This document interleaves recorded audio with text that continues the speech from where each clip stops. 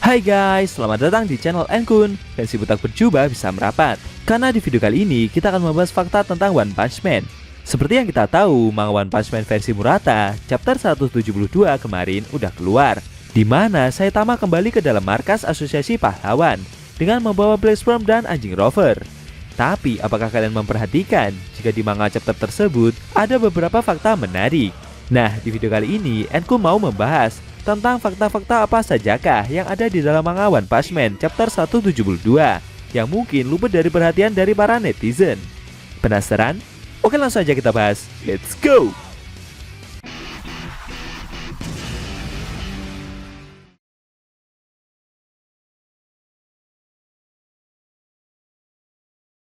Pada fakta manga yang rilis kemarin, kita diperlihatkan Saitama yang akhirnya menjadikan anjing Rover dan Black Sperm sebagai peliharaannya.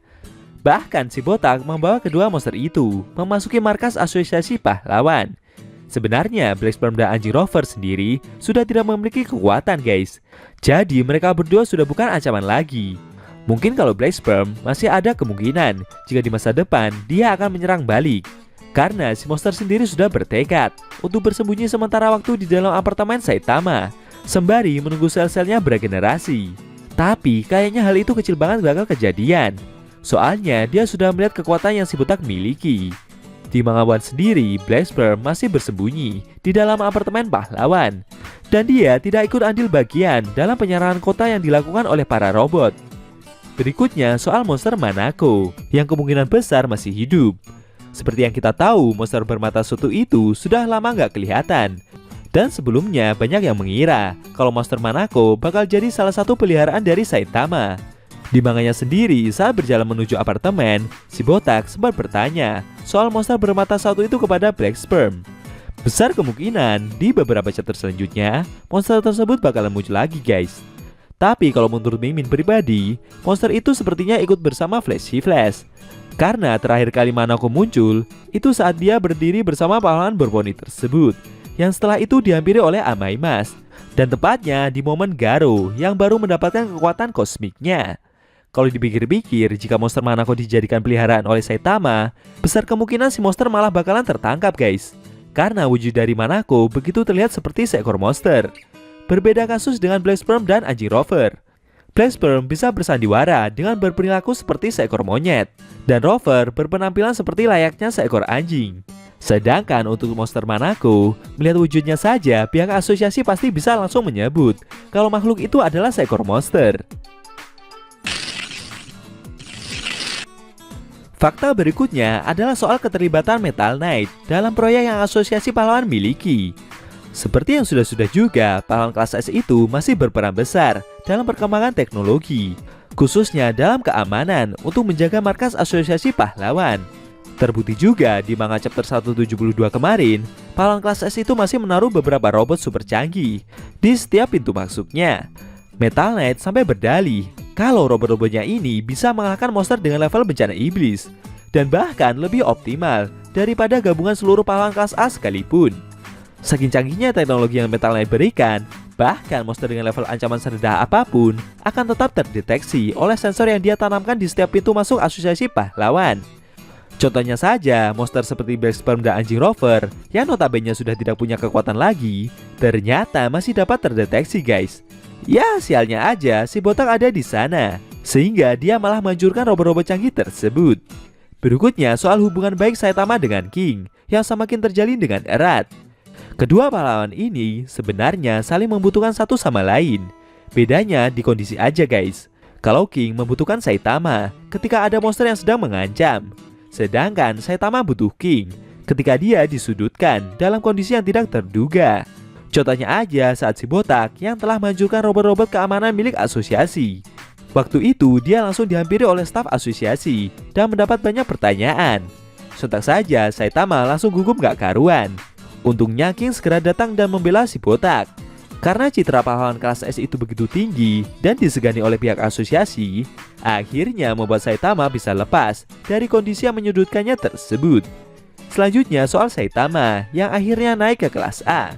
Mungkin dari kalian banyak yang berpikir, melihat kekuatannya yang overpower, harusnya si botak lebih pantas dinaikkan ke kelas S. Apalagi setelah aksinya bertarung melawan Garo dan mengalahkan pemburu pahlawan tersebut. Tapi ini One Punch Man guys, dimana banyak hal-hal konyol yang bakal terjadi.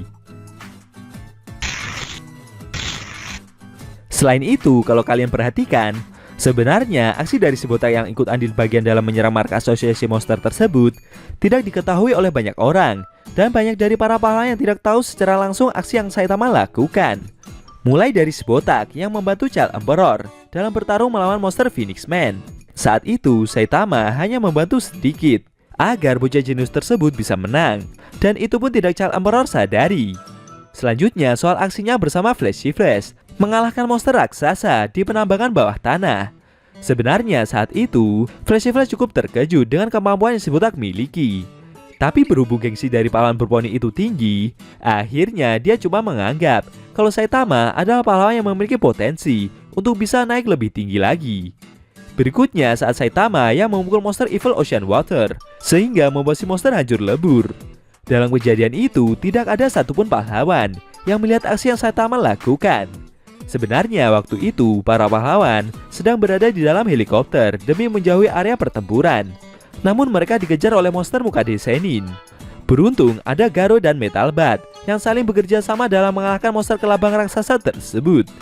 Nah, karena kejadian itulah yang membuat perhatian para pahlawan jadi teralihkan, sehingga mereka tidak melihat aksi yang Saitama lakukan. Bahkan Garo yang baru selesai membelah tubuh monster Mukade Sennin juga ikut bertanya-tanya kemana perginya monster air tersebut.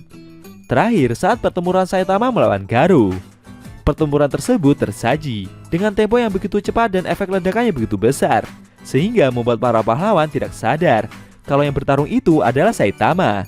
Bahkan staf Sekingar yang melihat kejadian tersebut juga berkomentar kalau dia sendiri tidak tahu mereka yang sedang bertarung ini adalah kawan ataupun lawan. Sebenarnya Blast mengetahui peran dari Saitama guys, khususnya kekuatannya yang dia miliki. Tepatnya saat Saitama yang emosi berat melihat Genos yang telah Garo bunuh di depan matanya, sehingga membuat si botak melancarkan pukulan seriusnya. Beruntung, Blast bersama rekan-rekannya dari universe lain bekerja sama dan memindahkan kedua karakter itu ke planet di dekat Jupiter. Sayangnya, setelah melalui pertempuran yang begitu epik, Garo malah tobat dan mengajari si botak soal time travel. Saitama akhirnya kembali ke masa lalu, tepatnya saat Garo yang baru mendapatkan kekuatan kosmiknya. Dan di momen tersebut, Blast belum mengetahui aksi yang Saitama lakukan. Jadinya dia nggak bakal tahu kalau Saitama memang memiliki kekuatan yang sudah overpower. Satu-satunya momen di mana semua orang melihat aksi dari Saitama adalah saat dia yang kembali ke masa lalu dan memukul Garo yang baru mendapatkan kekuatan kosmiknya tersebut. Sayangnya karena momen itu terjadi secara tiba-tiba, membuat mereka tidak begitu menyadari dengan aksi yang Saitama lakukan. Mungkin menurut mereka, si botak hanya berperan kecil saja dalam mengalahkan Garo. Apalagi setelah kehilangan kekuatan kosmiknya, murid dari Silverfang itu hanya pasrah, dihajar oleh para pahlawan lain. Dan di akhirnya, Garo pun berhasil kabur. Satu-satunya orang yang tahu aksi dari si botak yang bertarung sengit melawan Garo hanyalah Genos. Tepatnya saat dia yang melihat rekaman pertempuran tersebut melalui inti tubuhnya dari masa depan. Dan seperti yang kita tahu juga, Genos bukanlah tipe orang yang suka coam-coam ke orang lain, apalagi soal aksi yang Saitama lakukan. Nah, karena rekam jejaknya yang tidak begitu kelihatan, tapi selalu muncul dalam kejadian-kejadian besar, akhirnya pihak asosiasi menaikkan level pahlawan Saitama ke kelas A. Sebenarnya, proses si botak naik level itu sudah sangat cepat loh guys, bahkan menarik perhatian beberapa karakter. Cuman karena animenya lama nggak rilis aja, yang bikin berasa kalau level pahlawan Saitama lama nggak naik-naik. Fakta terakhir adalah soal alur cerita manga yang sangat mirip dengan manga One. Kalau kalian sudah baca manga versi One, pasti kalian setuju dengan pendapat Enkun. Di manga chapter 172 kemarin, alur ceritanya juga begitu mirip dengan manga One chapter 97. Yang bikin beda paling cuma soal Saitama yang bertanya soal monster Manako kepada Black Sperm.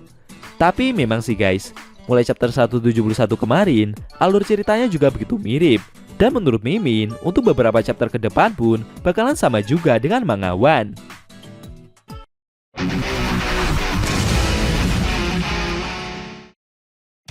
Oke guys, itu tadi beberapa fakta menarik yang bisa kita ambil dari pembahasan manga One Punch Man chapter 172 kemarin. Bagaimana menurut kamu? Apa kalian punya tambahan atau mau menyanggah argumen dari yang Enkun jabarkan barusan? Jangan lupa tinggalkan komentar kalian ya. Kalau mau nonton review manga One Punch Man secara maraton, baik itu versi Murata atau manga One, bisa klik link di deskripsi. Linknya udah Mimin taruh di sana kok. Buat kalian yang punya Instagram atau TikTok, jangan lupa follow sosmed Mimin juga ya guys. Oke? Tekan like kalau suka sama video ini dan dislike kalau nggak suka. Jika ada kata-kata dari Enku yang kurang pas, Enku mohon maaf. Dan sampai bertemu di video One Punch Man selanjutnya.